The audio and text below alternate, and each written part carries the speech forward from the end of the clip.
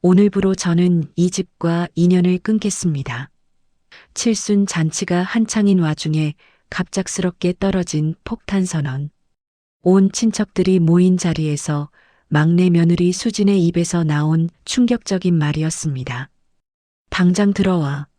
시어머니가 소리쳤지만 수진은 돌아보지도 않고 택시에 올라탔습니다. 20년간 노예처럼 부려먹혔던 며느리가 마침내 선택한 것은 자유였습니다. 하지만 그녀가 떠난 후 이 가족에게는 상상도 못한 시련들이 기다리고 있었습니다. 과연 이들은 잃어버린 소중함을 깨닫고 다시 화해할 수 있을까요? 오늘의 사연 시작합니다. 새벽 5시 수진이 눈을 뜬 순간부터 하루가 시작되었습니다. 오늘은 시어머니 복례의 칠순 잔치날이었습니다. 수진은 조용히 이불을 걷어내고 일어났습니다. 옆에서 코를 골며 자고 있는 남편 민호를 깨우지 않으려 발걸음을 조심스럽게 옮겼습니다.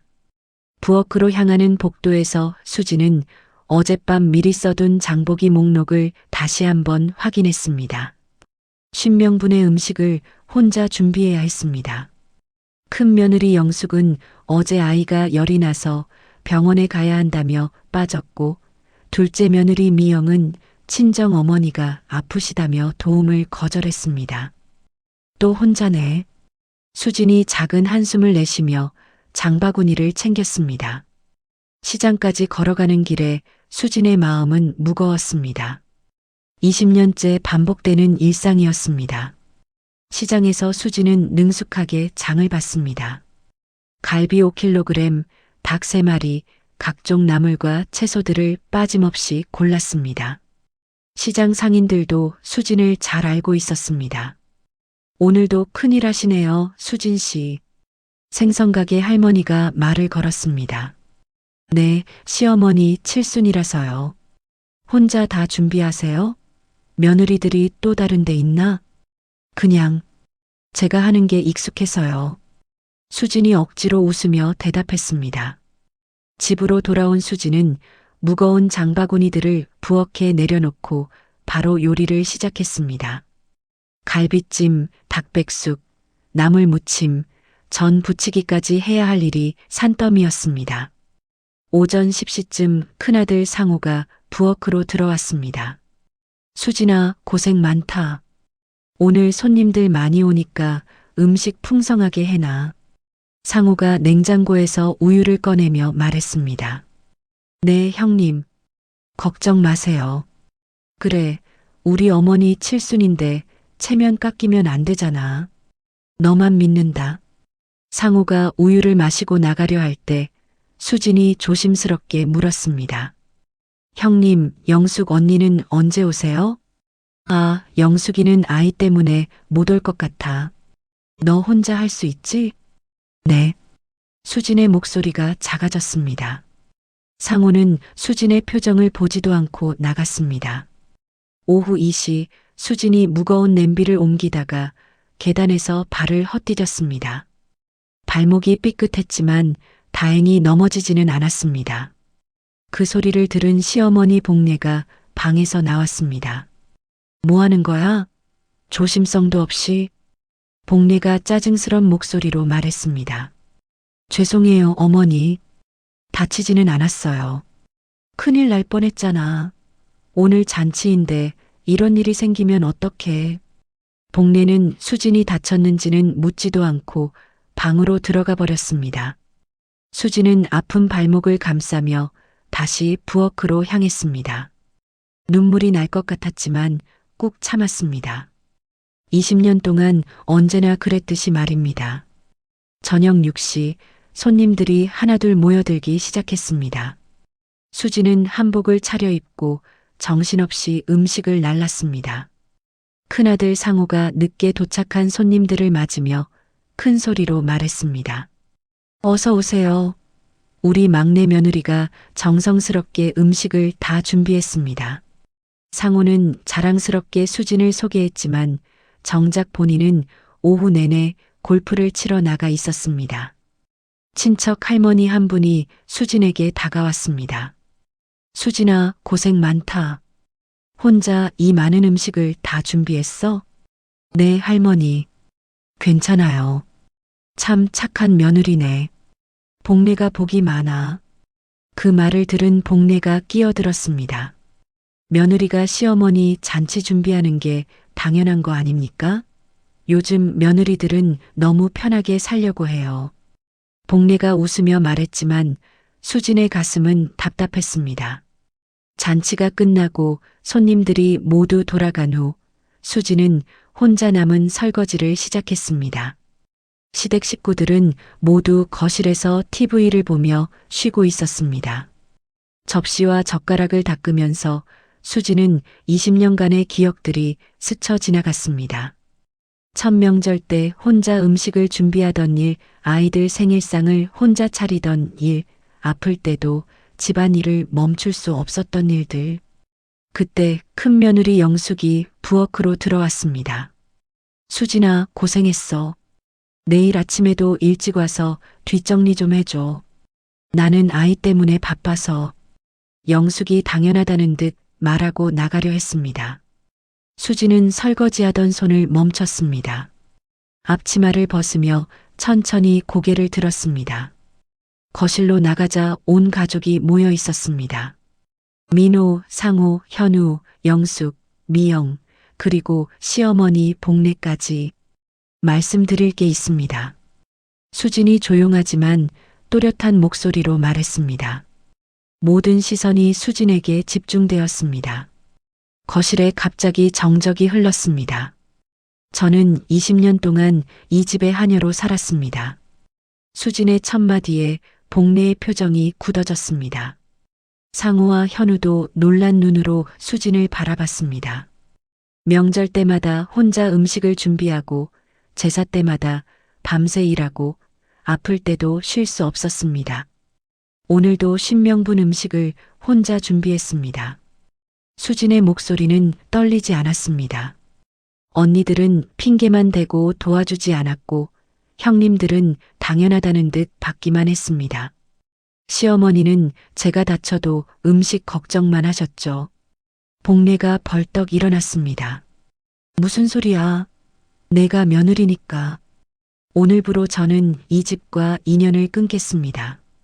수진이 복례의 말을 자르며 선언했습니다.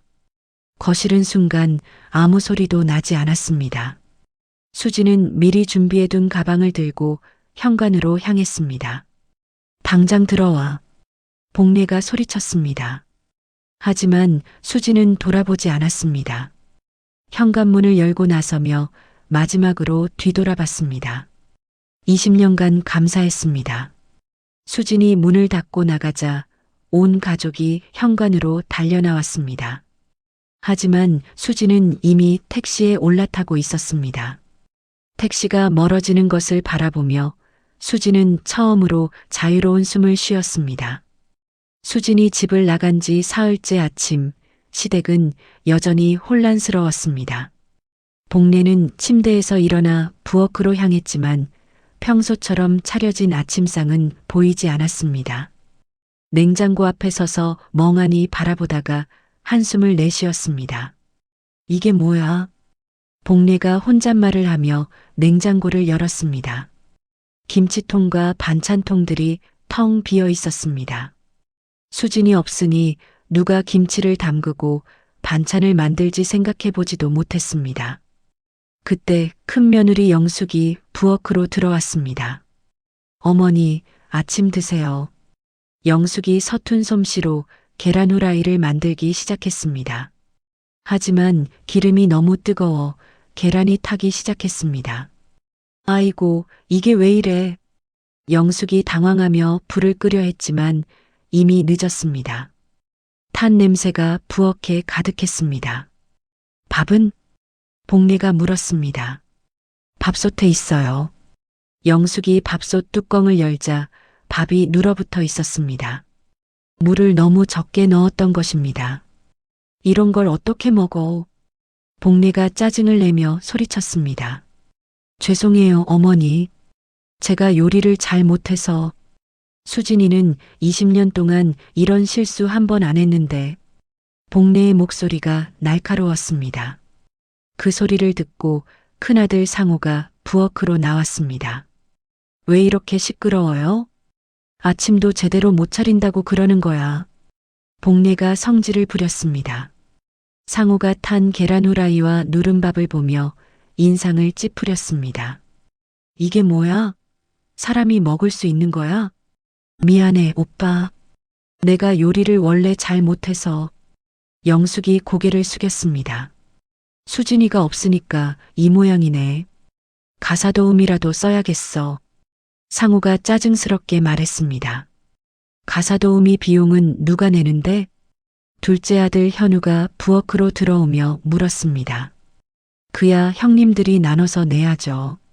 내가 왜 내야 해? 너희 집 일인데. 상우가 반박했습니다. 우리 집 일이요?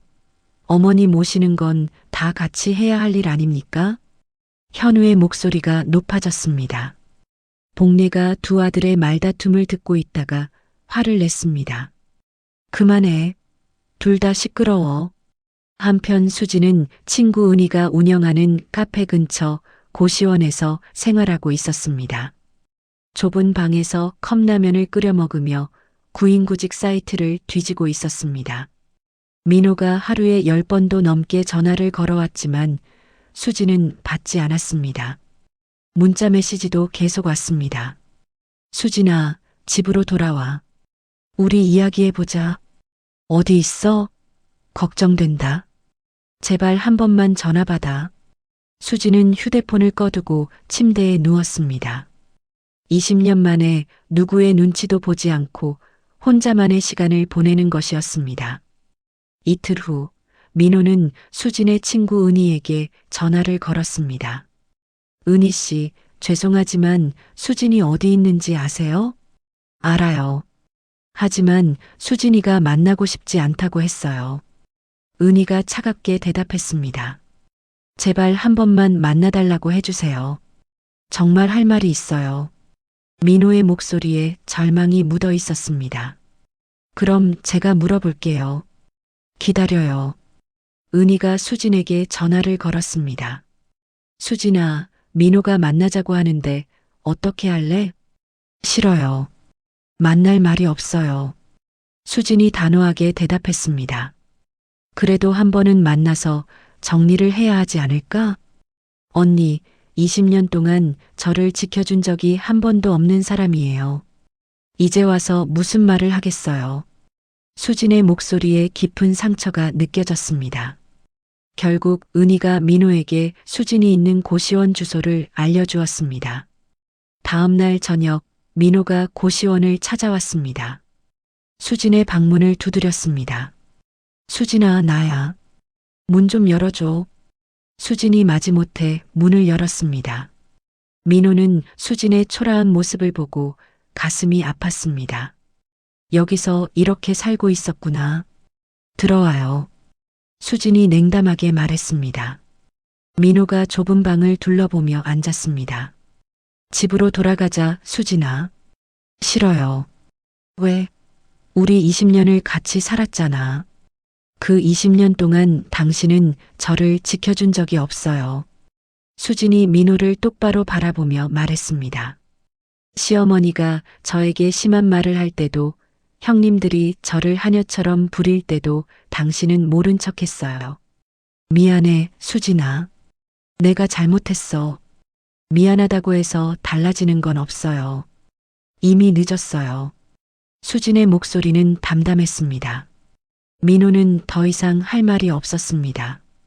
그날 밤 혼자 집으로 돌아가는 길에 민호는 처음으로 눈물을 흘렸습니다.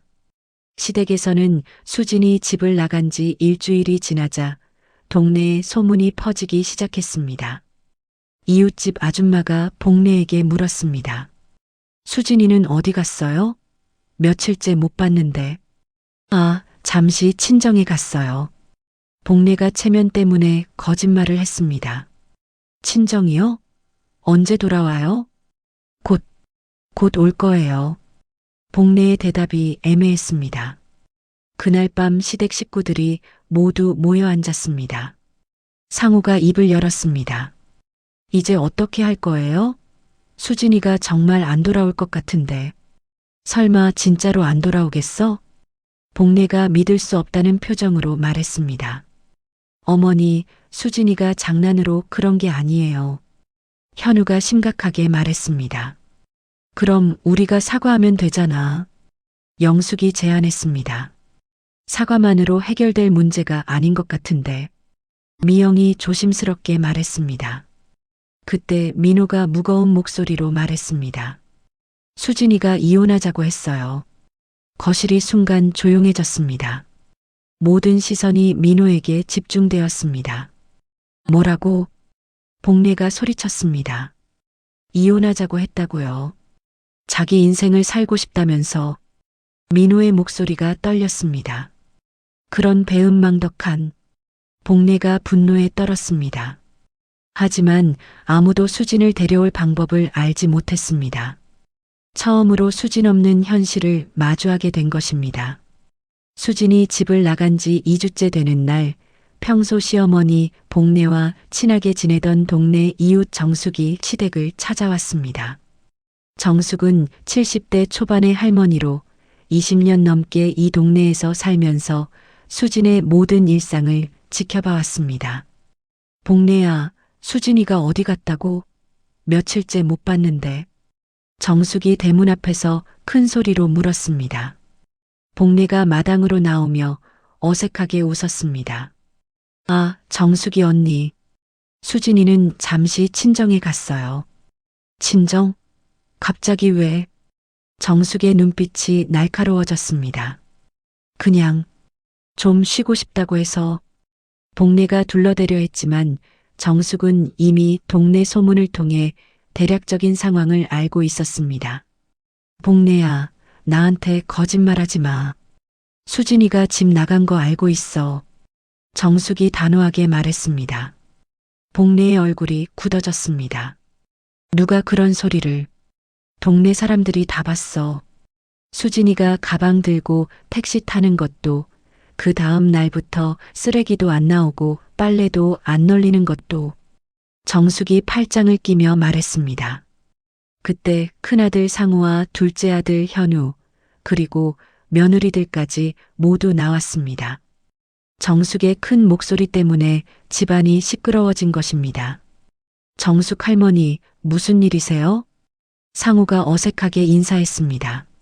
상우야, 너희가 수진이를 어떻게 대했는지 내가 다 알고 있다. 정숙이 눈을 부릅뜨며 말했습니다. 무슨 말씀이세요? 현우가 당황하며 물었습니다. 20년 동안 내가 뭘 봤는지 아냐? 수진이가 새벽마다 혼자 쓰레기 버리고, 혼자 마당 쓸고, 명절 때마다 혼자 장 보러 나가는 거 다 봤어. 정숙의 목소리가 점점 커졌습니다. 할머니, 그건. 영숙이 변명하려 했지만 정숙이 말을 끊었습니다. 너희들은 수진이가 얼마나 힘들어했는지 모를 거야. 내가 목격한 걸 말해줄까? 정숙이 한 걸음 앞으로 나섰습니다. 3년 전 겨울, 수진이가 김치 담그느라 새벽 3시까지 부엌에서 일하는 걸 봤어. 그런데 다음날 아침에 또 일어나서 아침 차려야 하잖아. 모든 가족들의 얼굴이 굳어졌습니다. 작년 추석 때는 수진이가 혼자 30명분 음식 준비하다가 쓰러질 뻔한 걸 내가 봤어. 그때 너희들은 뭐 했어? 거실에서 TV만 보고 있었잖아. 정숙이 손가락으로 하나씩 가리키며 말했습니다. 복례가 얼굴을 붉히며 대답했습니다. 그건 며느리가 당연히 해야 할 일이. 당연하다고? 20년 동안 하루도 쉬지 않고 당연하다고? 정숙이 소리쳤습니다. 더 말해줄까? 수진이가 몰래 우는 걸 몇 번이나 봤는지 아냐? 가족들이 모두 조용해졌습니다. 5년 전 여름 수진이가 빨래 널다가 마당에서 혼자 울고 있는 걸 봤어. 그때 내가 괜찮냐고 물으니까 그냥 더워서 그렇다고 하더라고. 정숙의 목소리에 안타까움이 묻어 있었습니다. 작년 설날에도 수진이가 부엌에서 설거지하면서 울고 있었어. 온 가족이 거실에서 윷놀이 하는데 혼자 부엌에서 말이야. 영숙이 고개를 숙였습니다. 미영도 눈물이 차올랐습니다. 하지만 정숙의 폭로는 여기서 끝나지 않았습니다. 그리고 가장 중요한 건 수진이가 몇 년 전부터 동네 병원에서 상담을 받고 있다는 거야. 모든 가족들이 충격을 받았습니다. 무슨 상담이요? 민호가 떨리는 목소리로 물었습니다. 마음의 병 때문이야. 우울해서 잠도 못 자고 밥도 못 먹어서 상담받으러 다녔어. 정숙이 안타깝게 고개를 저었습니다. 우리 동네 사람들은 다 알고 있었어. 수진이가 얼마나 힘들어하는지. 복례가 믿을 수 없다는 표정으로 말했습니다.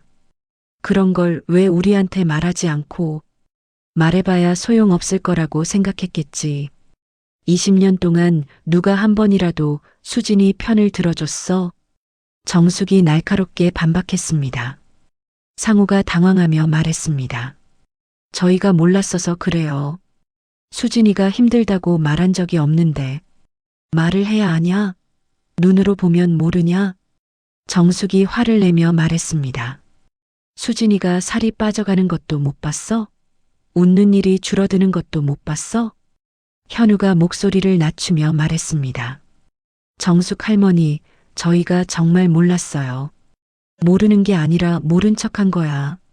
정숙이 소리치며 말했습니다. 이제 와서 후회해봐야 늦었어. 수진이는 이미 마음을 정했을 거야. 정숙이 복례를 똑바로 바라보며 말했습니다. 복례야, 너는 며느리를 얻은 게 아니라 딸을 하나 더 얻은 거였어. 그런데 친딸보다도 못하게 대했잖아. 복례의 눈에 눈물이 차올랐습니다. 내가 그렇게 심하게 했나? 심하게 했지. 20년 동안 고맙다는 말 한 번 제대로 한 적 있어? 정숙이 한숨을 내쉬며 말했습니다. 그때 민호가 급히 일어났습니다. 저는 수진이한테 가봐야겠어요. 가서 뭐 할 건데? 미안하다고? 정숙이 비웃으며 말했습니다. 미안하다는 말로 20년이 없어지냐? 민호가 말문이 막혔습니다. 온 가족이 정숙의 말에 아무 대답도 할 수 없었습니다. 정숙이 마지막으로 말했습니다. 수진이가 돌아오길 바라지 마. 이제야 자유로워졌는데 왜 다시 지옥으로 돌아와야 해? 정숙이 돌아서서 나가며 중얼거렸습니다. 20년 늦었어. 20년. 정숙이 떠난 후 가족들은 아무 말 없이 서 있었습니다. 처음으로 수진의 진짜 마음을 알게 된 것입니다. 그리고 그들이 얼마나 잔혹했는지도 깨달았습니다. 하지만 이미 늦어버린 후회였습니다. 절망적인 상황에서 수진은 20년 전 대학 동창인 은희와 우연히 재회했습니다. 은희는 이혼 후 혼자 힘으로 작은 카페를 운영하며 성공한 독립적인 여성이었습니다. 수진아, 정말 오랜만이다. 은희가 밝게 웃으며 수진을 반갔습니다. 언니, 정말 반가워요. 수진이 고시원 근처 카페에서 은희를 만나며 눈물을 글썽였습니다. 왜 이렇게 말랐어? 무슨 일 있었어? 은희가 수진의 초라한 모습을 보며 걱정스럽게 물었습니다. 수진이 지난 20년간의 이야기를 털어놓기 시작했습니다. 시댁에서 겪었던 일들, 하녀처럼 부려먹혔던 일들, 그리고 마침내 집을 나온 이야기까지. 그래서 지금 고시원에서 살고 있어요. 수진이 고개를 숙이며 말했습니다.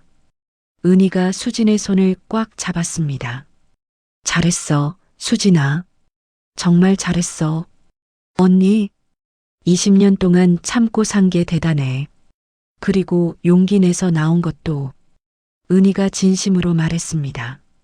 그런데 이제 뭘 해야 할지 모르겠어요. 수진이 불안한 표정으로 말했습니다. 너도 할 수 있어. 늦었다고 생각할 때가 가장 빠른 때야. 은희가 격려하며 말했습니다. 하지만 저는 아무것도 할 줄 아는 게 없어요. 무슨 소리야? 너는 20년 동안 집안일 전문가였잖아. 그것도 엄청난 기술이야. 은희가 수진을 다시 바라보게 했습니다. 우리 카페에서 일해볼래? 파트타임으로라도. 정말요? 수진의 눈이 반짝였습니다. 물론이지. 손님들한테 샌드위치 만들어주고 커피 내려주고 너 요리 잘하잖아. 은희가 제안했습니다. 다음 날부터 수진은 은희의 카페에서 일하기 시작했습니다. 처음에는 서툴렀지만 손님들은 수진의 친절하고 세심한 서비스에 금세 매료되었습니다. 사장님, 이 샌드위치 정말 맛있어요. 첫 번째 손님이 수진을 칭찬했습니다. 감사합니다. 수진이 환하게 웃으며 대답했습니다. 집에서 해온 반찬 노하우로 만든 샌드위치는 곧 입소문을 타기 시작했습니다. 특히 수진이 직접 담근 김치와 나물을 넣은 한식 샌드위치는 단골 메뉴가 되었습니다. 이런 맛은 어디서도 못 먹어봤어요. 단골 손님이 수진에게 말했습니다. 집에서 만드는 방식으로 했어요. 수진이 자신 있게 대답했습니다. 한편 시댁에서는 수진 없는 생활이 계속되고 있었습니다. 민호는 매일 아침 일찍 일어나서 아침을 준비해야 했습니다. 아이고, 이게 뭐야? 민호가 탄 계란 후라이를 보며 한숨을 쉬었습니다. 회사에 도시락을 싸가려고 했지만 반찬이 하나도 없었습니다. 결국 편의점 도시락을 사서 가야 했습니다. 민호 씨, 요즘 도시락을 편의점에서 사오시네요? 동료가 물었습니다. 아, 그냥 편해서요. 민호가 어색하게 웃으며 대답했습니다. 퇴근 후에는 빨래를 해야 했습니다. 세탁기 사용법도 제대로 몰라서 옷이 줄어들거나 색이 빠지는 일이 반복되었습니다. 이렇게 힘든 줄 몰랐네. 민호가 빨래를 널며 혼잣말을 했습니다. 시어머니 복례도 상황은 마찬가지였습니다. 며칠째 제대로 된 식사를 못해서 기력이 떨어졌습니다. 어머니, 병원 가보세요. 영숙이 걱정스럽게 말했습니다. 괜찮다. 복례가 무기력하게 대답했습니다. 하지만 혈압약을 제때 챙겨 먹지 못해서 어지럼증이 심해졌습니다. 결국 응급실을 찾는 일이 생겼습니다. 환자분이 식사를 제대로 못하시고 약도 불규칙하게 드셨네요. 의사가 진단을 내렸습니다. 관리를 잘 해주셔야 해요. 큰 며느리 영숙이 집안일을 도맡아 하려고 노력했지만 역부족이었습니다. 뜨거운 기름에 손을 대이고 무거운 물건을 들다가 허리를 다쳤습니다. 아이고 아파. 영숙이 허리를 부여잡고 신음했습니다. 언니 괜찮아? 미영이 걱정스럽게 달려왔습니다. 수진이가 이런 일을 20년 동안 혼자 했다니. 영숙이 뒤늦게 깨달았습니다. 그제서야 가족들은 수진이 얼마나 많은 일을 감당해 왔는지 실감하게 되었습니다. 수진은 카페 일에 점점 적응해 갔습니다. 고객들과의 따뜻한 대화를 통해 자신감을 되찾았습니다. 사장님 덕분에 이 카페가 더 따뜻해진 것 같아요. 단골 할머니가 수진에게 말했습니다. 감사해요. 저도 여기서 일하는 게 정말 좋아요. 수진이 진심으로 대답했습니다. 어느 날 은희가 수진에게 제안했습니다. 수진아, 내 손맛으로 작은 카페를 차리면 어떨까? 제가요? 수진이 놀라며 물었습니다. 응, 너 요리 실력도 좋고 손님 응대도 잘하잖아. 분명 성공할 거야.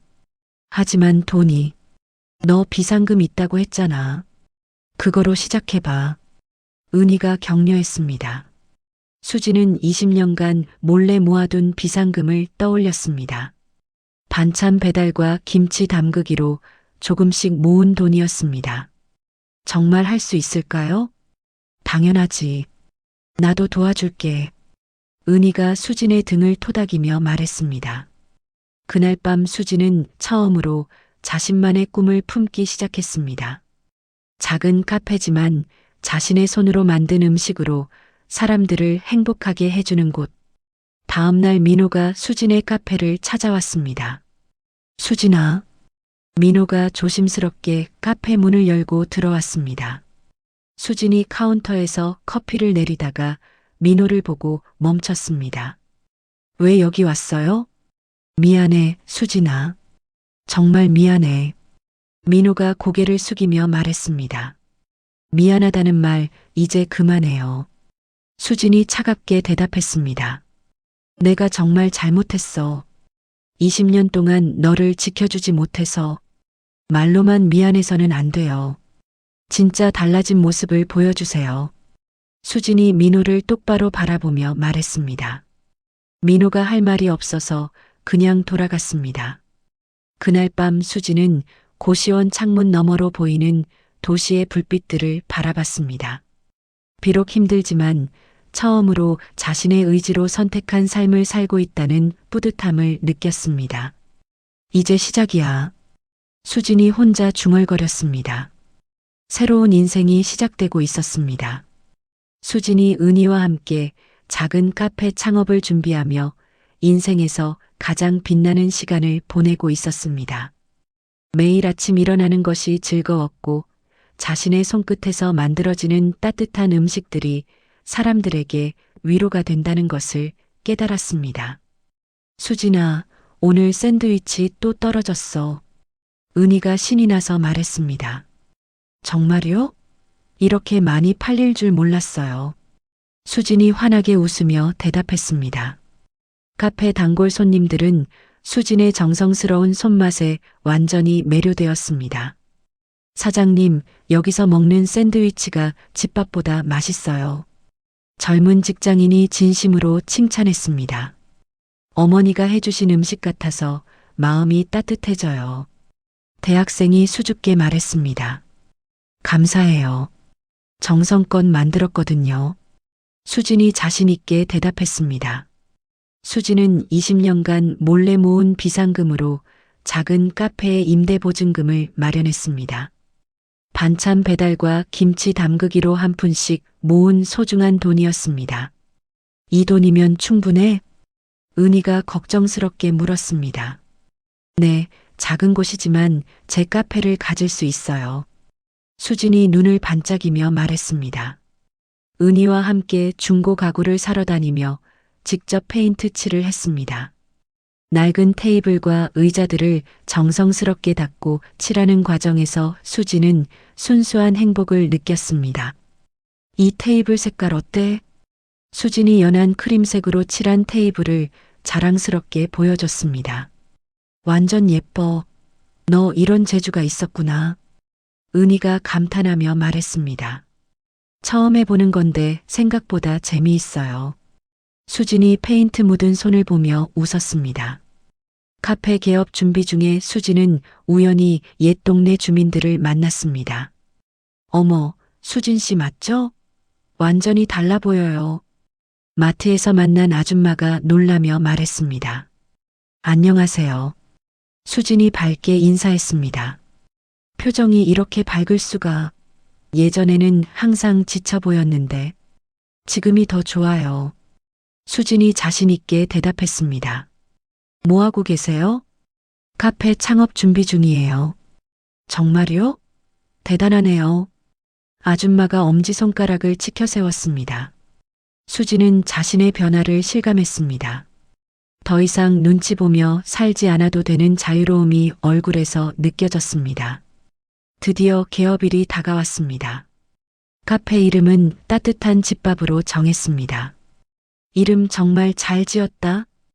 은희가 간판을 보며 박수를 쳤습니다. 집에서 해먹는 것처럼 따뜻하게 대접하고 싶어서요. 수진이 뿌듯하게 말했습니다. 개업 당일 은희를 비롯해 카페에서 알게 된 새로운 친구들이 축하 화환을 보내주었습니다. 단골 손님들도 하나둘 찾아와 축하해줬습니다. 수진 사장님, 개업 축하드려요. 새 출발 응원할게요. 꼭 성공하세요. 따뜻한 축하 인사들이 쏟아졌습니다. 수진은 생전 처음으로 자신이 주인공이 되는 날을 맞이했습니다. 감격의 눈물이 차올랐습니다. 고마워요. 정말 고마워요. 수진이 떨리는 목소리로 인사했습니다. 한편 시댁에서는 민호가 아내의 빈자리를 절실히 느끼고 있었습니다. 매일 퇴근 후 집안일에 매달렸지만 모든 것이 서툴기만 했습니다. 이게 이렇게 힘든 일이었구나. 민호가 빨래를 개며 중얼거렸습니다. 세탁기에서 나온 옷들을 어떻게 개야 할지 몰라서 한참을 들여다봤습니다. 수지는 항상 옷을 반듯하게 개서 정리해뒀었는데 민호가 하니 엉망이었습니다. 수진이는 어떻게 이걸 이렇게 예쁘게 했지? 민호가 수진의 솜씨를 떠올리며 한숨을 쉬었습니다. 시어머니 복례는 상황이 더 심각했습니다. 수진이 없는 집에서 끼니를 제대로 챙기지 못해 기력이 급격히 떨어졌습니다. 어머니, 식사하세요. 영숙이 죽을 끓여 가져다 드렸습니다. 맛이 없어. 복례가 숟가락을 내려놓으며 말했습니다. 그래도 드셔야 해요. 수진이가 끓인 죽하고 맛이 달라. 복례가 아쉬워하며 말했습니다. 혈압이 불안정해져서 병원에서 경고를 받았습니다. 환자분이 규칙적인 식사를 하셔야 해요. 그리고 가족분들이 더 신경 써주셔야겠어요. 의사가 진단을 내렸습니다. 큰 며느리 영숙과 둘째 며느리 미영은 번갈아 가며 시어머니를 돌보려 했지만 각자의 집안일과 육아 때문에 제대로 신경 쓰지 못하는 현실에 직면했습니다. 언니, 내일은 제가 어머니 모실게요. 미영이 지친 목소리로 말했습니다. 고마워. 나도 아이들 때문에 정신이 없어서. 영숙이 미안해하며 대답했습니다. 수진 언니가 이 모든 걸 혼자 했다니. 정말 대단했어. 미영이 감탄하며 말했습니다. 민호는 매일 밤 혼자 남겨진 집에서 아내와의 추억이 담긴 물건들을 바라봤습니다. 수진이 정성스럽게 정리해둔 서랍, 수진이 만든 커튼, 수진이 심은 화분들. 내가 정말 바보였구나. 민호가 수진이 만든 앞치마를 만지며 말했습니다. 비로소 진정한 사랑이 무엇인지 깨닫기 시작했습니다. 수진의 희생과 정성이 얼마나 소중했는지 뼈저리게 느꼈습니다. 반면 수진은 자신의 카페에서 새로운 하루를 맞고 있었습니다. 어서 오세요. 오늘도 맛있는 샌드위치 준비했어요. 수진이 첫 번째 손님을 맞으며 밝게 인사했습니다. 사장님, 항상 이렇게 환하게 웃으시니까 기분이 좋아져요. 단골 손님이 말했습니다. 저도 여기서 일하는 게 정말 행복해요. 수진이 진심으로 대답했습니다. 카페 따뜻한 집밥에서 수진은 진정한 자립과 행복의 순간을 만끽하고 있었습니다. 더 이상 누구의 눈치도 보지 않고 자신이 하고 싶은 일을 하며 사는 기쁨을 느꼈습니다. 이제야 진짜 내 인생을 사는 것 같아. 수진이 카페 창밖을 바라보며 혼잣말을 했습니다. 새로운 삶의 가장 빛나는 순간이었습니다. 수진이 카페 운영 3개월 차에 접어들어 안정궤도에 오르기 시작한 어느 날 오후 갑작스럽게 민호에게서 다급한 전화가 걸려왔습니다. 수진아, 어머니가 쓰러졌어. 민호의 목소리가 떨리고 있었습니다. 뭐라고요? 수진이 커피 잔을 든 채로 멈춰섰습니다. 지금 응급실에 있어. 혈압이 위험 수치까지 올라갔다고 해. 그래서 저한테 전화하신 거예요? 수진의 목소리가 차가웠습니다. 제발 한 번만 와줄 수 없을까? 어머니가 계속 너 이름만 부르고 있어. 민호가 애원하듯 말했습니다. 수진은 잠시 말이 없었습니다. 카페 안에 손님들이 평온하게 차를 마시고 있는 모습이 눈에 들어왔습니다. 병원이 어디예요? 결국 수진이 물었습니다. 성모병원이야. 정말 고마워. 민호가 안도의 한숨을 내쉬었습니다. 수진은 은희에게 잠깐 카페를 부탁하고 병원으로 향했습니다. 택시 안에서 복잡한 감정이 마음을 휘몰아쳤습니다. 병원 응급실은 바쁘고 시끄러웠습니다. 수진이 도착했을 때 시댁 식구들이 모두 모여 있었습니다. 수진아, 민호가 수진을 보자마자 달려왔습니다. 어머니 상태는 어때요? 수진이 담담하게 물었습니다. 의식은 있는데 혈압이 계속 불안정해. 상우가 걱정스럽게 대답했습니다. 그때 의사가 나왔습니다. 환자 보호자분들이죠? 네, 의사 선생님. 민호가 대답했습니다. 환자분이 극도의 스트레스와 불규칙한 식사, 약물 복용 소홀로 인해 고혈압 위기 상황에 빠진 것 같습니다. 의사가 진단을 설명했습니다. 위험한 건 아니죠? 영숙이 불안하게 물었습니다. 지금은 안정되었지만 앞으로 지속적인 관리와 가족의 돌봄이 필요합니다. 얼마나 입원해야 하나요? 현우가 물었습니다. 일주일 정도는 지켜봐야겠어요. 의사의 설명을 들은 큰아들 상호는 또 다른 걱정이 생겼습니다. 어머니의 병원비와 간병비는 이미 사업 자금 압박에 시달리던 그에게 큰 부담이었습니다. 형, 병원비는 어떻게 해? 현우가 조심스럽게 물었습니다. 일단 내가 처리할게. 상우가 억지로 대답했습니다. 수지는 은희의 조언을 떠올렸습니다. 가족이니까 한 번은 봐야 하지 않을까? 결국 수지는 병실로 들어갔습니다. 산소 마스크를 쓰고 누워있는 시어머니 복례의 모습이 보였습니다. 예전에 당당하고 엄격했던 모습은 온데간데 없고 초라하고 약해 보이는 노인의 모습뿐이었습니다. 어머니, 수진이 조심스럽게 부르자 복례가 눈을 떴습니다. 수진아. 복례가 힘없는 목소리로 말했습니다. 병실에서 만난 큰 며느리 영숙과 둘째 며느리 미영은 수진을 보자 어색해했습니다. 수진아, 와줘서 고마워. 영숙이 먼저 말했습니다. 우리가 정말 잘못했어. 언니 없으니까 집이 완전히 엉망이야. 미영이 진심으로 사과했습니다. 어머니한테 무슨 일이 있었던 거예요? 수진이 물었습니다. 제대로 된 식사를 못 하셨어. 우리가 번갈아 가면서 챙기려고 했는데. 영숙이 고개를 숙였습니다. 혈압약도 제때 안 드시고 스트레스도 많이 받으셨나 봐. 미영이 덧붙였습니다. 그때 간호사가 들어왔습니다. 어머님이 의식이 있을 때 계속 수진아 하고 부르셨어요. 간호사가 수진에게 말했습니다. 가족 중에서도 특히 며느리분을 많이 찾으시는 것 같아요. 수진의 마음이 흔들리기 시작했습니다. 미워했던 시어머니였지만 자신을 찾는다는 말에 복잡한 감정이 들었습니다. 그런데 더욱 충격적인 소식이 전해졌습니다. 둘째 아들 현우가 병실 밖에서 전화를 받고 들어왔는데 얼굴이 새파랗게 질려 있었습니다. 형, 큰일 났어.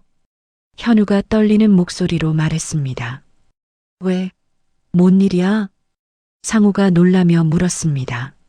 내가 투자 사기 당했어. 뭐라고? 온 가족이 충격을 받았습니다. 지인이 소개해준 투자 상품이 사기였어. 3천만 원을 다 날렸어. 현우가 무너져 내릴 듯이 말했습니다.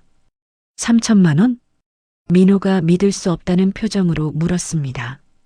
전 재산이었어. 그리고 빚도 생겼어. 현우가 고개를 푹 숙였습니다. 얼마나? 상우가 다급하게 물었습니다. 3천만 원 더. 가족들이 모두 말을 잃었습니다. 총 6천만 원이라는 거액이었습니다. 어떻게 그럴 수가 있어? 상우가 화를 내며 소리쳤습니다. 미안해, 형. 정말 미안해. 현우가 눈물을 흘리며 말했습니다. 어머니 병원비도 못 내는데 이런 일까지. 상우가 머리를 감쌌습니다. 형님 회사도 어려운데 이제 어떡하지? 영숙이 불안하게 말했습니다. 현우가 죄책감에 시달리며 극단적인 말을 했습니다. 차라리 내가 죽어버리는 게 나을 것 같아. 그런 소리 하지 마. 미영이 남편을 붙잡으며 말했습니다.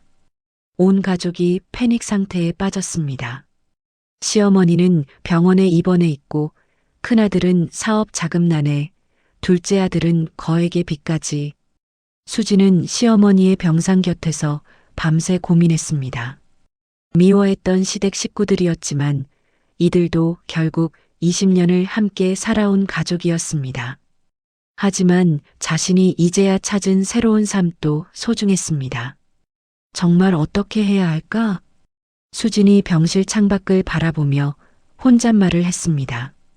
선택의 기로에 선 수진에게 새벽이 다가오고 있었습니다. 수진은 깊은 고민 끝에 결정을 내렸습니다. 하지만 이전처럼 모든 것을 혼자 감당하는 것이 아니라 가족들과 역할을 분담하는 조건을 내걸었습니다. 제가 어머니 간병을 도와드릴게요. 수진이 병실에 모인 가족들에게 말했습니다. 정말? 민호가 놀라며 물었습니다. 대신 조건이 있어요. 수진의 목소리는 단호했습니다.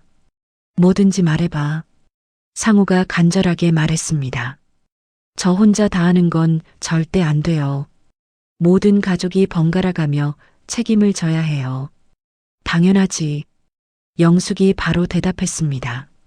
그리고 제 카페 운영도 계속할 거예요. 수진이 덧붙였습니다. 물론이야. 내 일이 우선이지. 현우가 고개를 끄덕였습니다.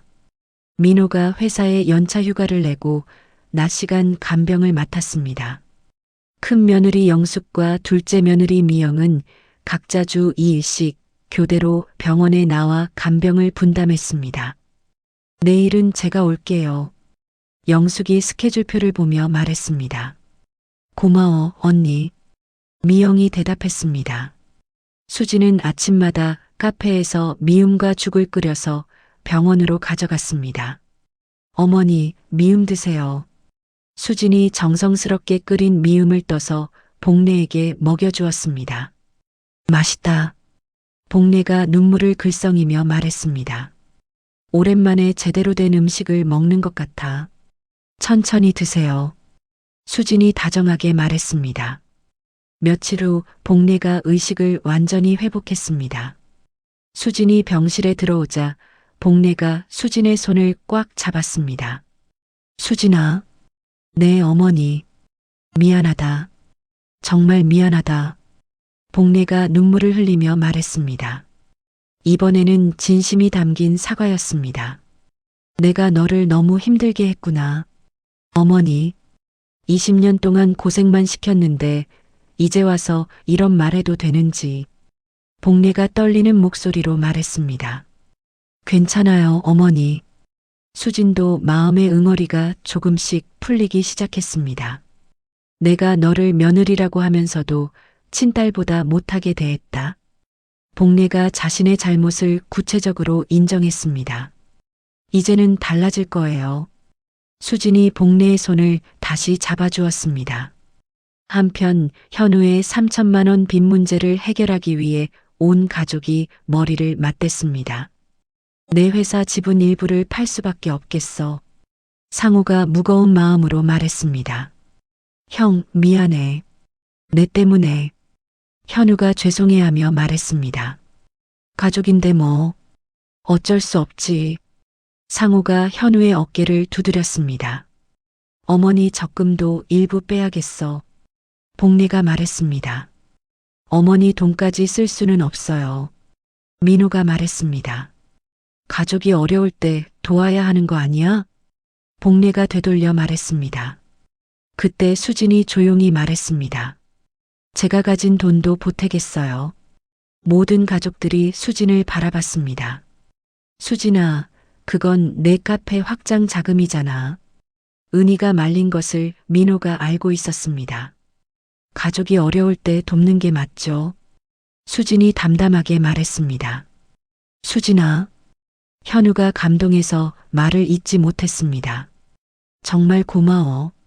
미영이 수진의 손을 잡았습니다. 결국 상호의 사업 자금, 복례의 적금, 수진의 비상금을 합쳐서 현우의 빚을 해결할 수 있었습니다. 이제 진짜 새 출발이야. 상우가 안도하며 말했습니다. 형, 정말 감사해. 평생 갚을게. 현우가 고개를 숙였습니다. 상호는 이 일을 계기로 사업 방향을 바꿨습니다. 무리한 확장은 그만하고 안정적으로 운영할 거야.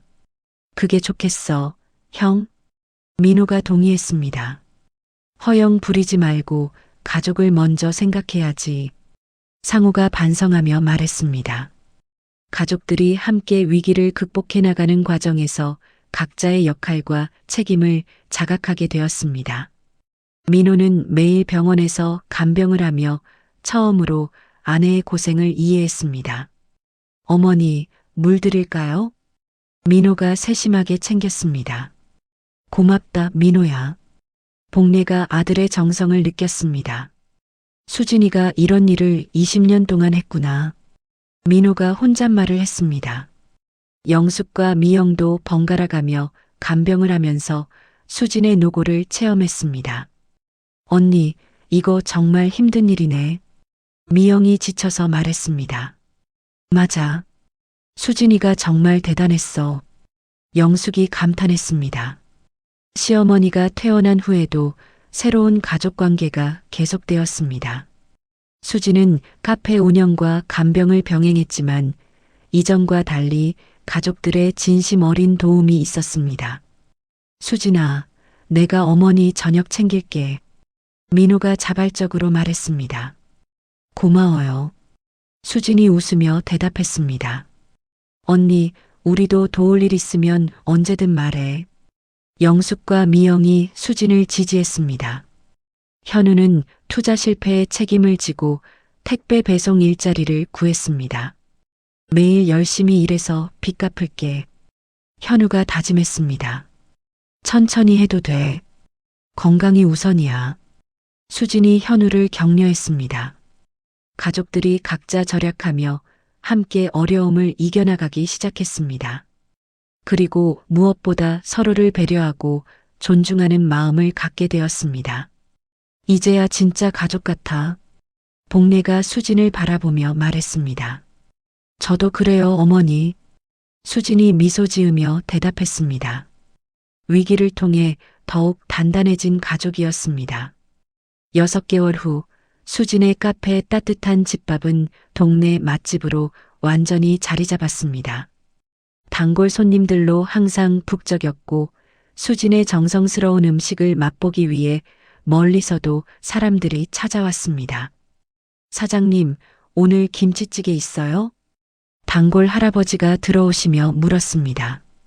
물론이죠. 오늘 김치가 정말 잘 익었어요. 수진이 환하게 웃으며 대답했습니다. 역시 이 집이 최고야.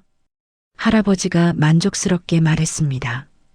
그때 시어머니 복례가 앞치마를 두르고 카페 안으로 들어왔습니다. 건강을 완전히 회복한 복례는 요즘 가끔 카페에 나와 수진을 도와주었습니다. 할아버지, 어서 오세요. 복례가 밝게 인사했습니다. 어머님도 안녕하세요. 단골 손님들이 복례를 반갑게 맞았습니다. 우리 며느리가 만든 음식 어때요? 맛있죠? 복례가 자랑스럽게 말했습니다. 정말 맛있어요. 사장님 솜씨가 최고예요. 그럼요. 20년 동안 제가 가르쳤거든요. 복례가 웃으며 농담을 했습니다. 수진도 덩달아 웃었습니다.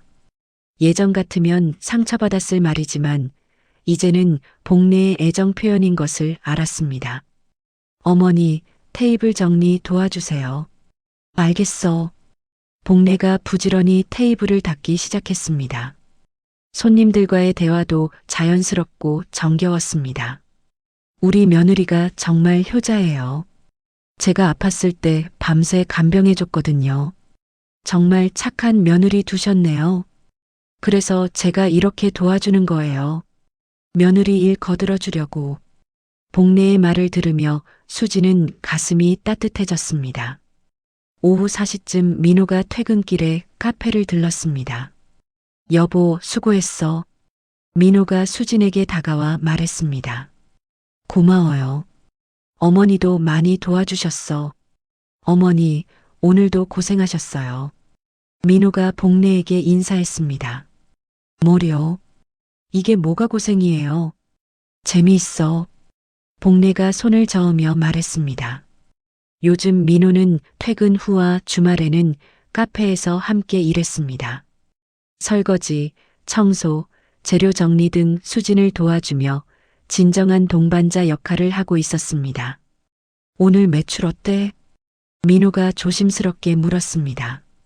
정말 좋아요. 점심시간에 샌드위치가 다 떨어졌어요. 대단하다. 우리 사장님 실력이 날로 늘고 있네. 민호가 수진을 칭찬했습니다. 저녁 무렵 큰 며느리 영숙과 둘째 며느리 미영이 함께 카페를 찾았습니다. 언니, 오늘도 고생 많았어. 영숙이 밝게 인사했습니다. 우리도 도울 일 없어? 미영이 물었습니다. 괜찮아요. 오늘은 거의 정리됐어요. 수진이 대답했습니다. 요즘 영숙과 미영은 수진의 카페에서 정기적으로 만나 차를 마시며 가족 얘기를 나누는 것이 일상이 되었습니다. 언니, 이번 주말에 아이들 데리고 놀러 갈까? 영숙이 제안했습니다. 좋아. 오랜만에 가족 모임하자. 미영이 동의했습니다. 그럼 제가 도시락 준비할게요. 수진이 말했습니다. 아니야, 언니는 쉬어. 우리가 준비할게. 영숙과 미영이 동시에 말했습니다. 새 며느리는 이제 서로를 지지하는 든든한 관계가 되었습니다. 그때 큰아들 상우와 둘째 아들 현우가 들어왔습니다. 수진아, 오늘도 수고했어. 상우가 인사했습니다. 형님, 안녕하세요. 수진이 웃으며 대답했습니다. 상우는 사업 규모를 현실적으로 조정한 결과 오히려 안정적인 수익을 올리고 있었습니다. 무리한 확장보다는 내실을 다지는 경영으로 바꾼 것이 성공했습니다. 요즘 회사 어때요? 수진이 물었습니다. 안정적이야. 욕심 부리지 않고 하니까 오히려 더 좋네. 상고가 만족스럽게 대답했습니다. 그리고 가족과 보내는 시간도 늘었어. 그게 제일 좋은 것 같아요. 수진이 공감했습니다. 현우는 택배 배송 일을 성실히 하며 빚을 차근차근 갚아나가고 있었습니다. 형, 오늘도 늦게까지 일했어? 민호가 현우에게 물었습니다. 응. 요즘 물량이 많아서 바빠. 그래도 좋아. 현우가 밝게 대답했습니다. 힘들지 않아? 전혀. 가족들한테 진 빚 갚으려면 열심히 해야지. 현우가 의욕적으로 말했습니다. 투자 실패의 아픔을 겪으며 현우는 가족의 소중함을 뼈저리게 깨달았습니다. 이제는 아내와 아이들과의 시간을 더욱 소중히 여기며 살아가고 있었습니다. 현우야, 너무 무리하지 마. 복례가 둘째 아들을 걱정했습니다. 괜찮아요, 어머니. 건강하게 일하고 있어요. 현우가 어머니를 안심시켰습니다. 저녁 시간이 되자 온 가족이 카페에 모였습니다. 수진이 준비한 저녁을 함께 먹으며 하루 있었던 일들을 나눴습니다. 오늘 카페에 새 단골 손님이 생겼어요. 수진이 말했습니다. 어떤 분이야? 민호가 관심 있게 물었습니다. 젊은 직장인인데 어머니가 해주시는 음식 같다고 하더라고요. 그런 말 들으면 정말 보람차겠다. 영숙이 말했습니다. 맞아요. 그래서 이 일이 더 좋은 것 같아요. 수진이 행복하게 웃었습니다. 은희도 가끔 카페에 들러 수진의 근황을 확인했습니다. 수진아, 정말 많이 달라졌다. 은희가 감탄하며 말했습니다. 언니 덕분이에요. 아니야. 내가 용기 낸 덕분이지. 이제 두 번째 지점도 고려해봐야겠어요. 수진이 자신 있게 말했습니다. 카페 운영 1년 차에 접어들면서 수진의 사업은 점점 번창하고 있었습니다. 어느 조용한 일요일 오후 온 가족이 카페에 모여 함께 브런치를 먹었습니다. 웃음소리가 끊이지 않았고 모든 가족들이 편안하고 행복한 표정이었습니다. 이제야 진짜 가족 같아. 수진이 가족들을 바라보며 뿌듯하게 말했습니다. 너 덕분에 우리가 진짜 가족이 되었다. 복례가 수진의 손을 잡으며 말했습니다. 고맙다, 정말 고맙다.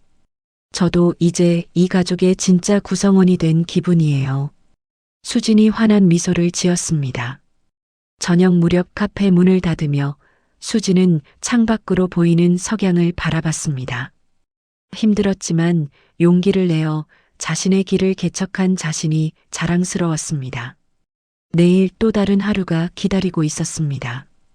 가족들과 함께 자신의 꿈을 이루어가는 새로운 하루가 말입니다. 수진의 새로운 시작은 이제 막 꽃을 피우기 시작했습니다. 20년간 노예처럼 부려먹혔던 막내 며느리 수진이 마침내 용기 내어 선택한 자유. 처음에는 가족들이 그녀의 소중함을 깨닫지 못했지만 결국 진정한 위기를 통해 서로의 마음을 이해하게 되었습니다. 가족이라는 이름으로 누군가를 희생시키는 것은 사랑이 아닙니다.